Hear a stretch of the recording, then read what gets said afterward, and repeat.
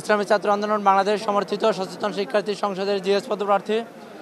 আমরা উৎসব মুখর পরিবেশে আমরা প্রচার প্রচারণা করেছি, কিন্তু আজকে আমরা দেখতে পাচ্ছি আমাদের বেশিরভাগ শিক্ষার্থী অনাবাসিক। তারা শহর থেকে এখানে আসবে, পর্যাপ্ত পরিমাণে বাস নেই। আমাদের শিক্ষার্থী এখানে যারা আছে তাদেরও পর্যাপ্ত পরিমাণ পানির ব্যবস্থা নেই এবং অন্যান্য তারা গরমে কষ্ট পাচ্ছে। এই জিনিসগুলো হচ্ছে যে শিক্ষার্থীদের এখানে আসতে শঙ্কিত করছে। আমরা দেখতে পাচ্ছি আমাদের ভোটার সংখ্যা আরও বেশি উপস্থিতি হওয়ার কথা ছিল, কিন্তু ওই পরিমাণে আমরা ভোটার সংখ্যা দেখছি না। আর আমি হচ্ছে এইমাত্র ভোট প্রদান করে এসেছি। আমার হাতে যে কালিটা দেখছেন এটা হচ্ছে অনেকটা এখনই উঠে গেছে, বাকিটাতে হচ্ছে যে পানি দিলে এমনিতেই উঠে যাবে।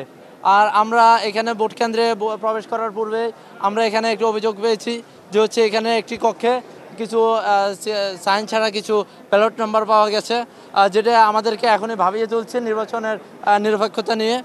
বাকি আমরা প্রশাসনের নিকট এখন উদ্যত আহ্বান জানাবো, শেষ অবধি যেন নির্বাচনটা হচ্ছে নিরপেক্ষ এবং সুস্থভাবে এটি সম্পন্ন করে এবং অতি দ্রুত যাতে আমাদের যে ফলাফল আছে সেটি প্রকাশ করে। আচ্ছা, সাইন ছাড়া যে ব্যালট পেপারের কথা বলেছেন, এটা কোথায় আর এই ব্যাপারে আপনারা আনুষ্ঠানিকভাবে অভিযোগ দিয়েছেন কিনা বা জানিয়েছেন কিনা কমিশন? আমরা হচ্ছে এখানে আসার পরে হচ্ছে যে সেটি জানতে পেরেছি যে 204 নাম্বার কক্ষে হচ্ছে যে সাইন ছাড়া ব্যালটগুলো পাওয়া গিয়েছে।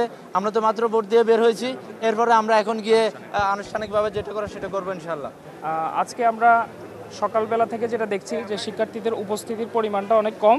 আমরা কিছুদিন পূর্বেই অর্থাৎ ইলেকশনের 2 দিন পূর্বেই আমরা প্রশাসনকে আমরা দাবি জানিয়েছিলাম যে এখানে যাতে পর্যাপ্ত ট্রান্সপোর্টেশন এবং আপনার মেডিসিন এবং পানির যে ব্যবস্থা এগুলো রাখার জন্য, যাতে করে শিক্ষার্থীদের ভোট প্রদান করতে তারা একটা সুন্দর পরিবেশ পায়। কিন্তু আমরা যেটা পর্যবেক্ষণ করছি এখন পর্যন্ত এ ধরনের কোনো ম্যানেজমেন্ট যেটা দিয়েছে সেটা খুব অপ্রতুল।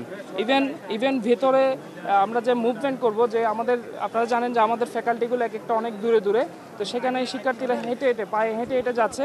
তো এই জায়গাটাতে আমরা দেখছি যে শিক্ষার্থীদের অনেক কষ্ট হচ্ছে এবং শহরমুখী যে শিক্ষার্থীরা তাদের স্রোত যেভাবে ক্যাম্পাসমুখী থাকার কথা ছিল সেটা এখন আমরা দেখতে পাচ্ছি না।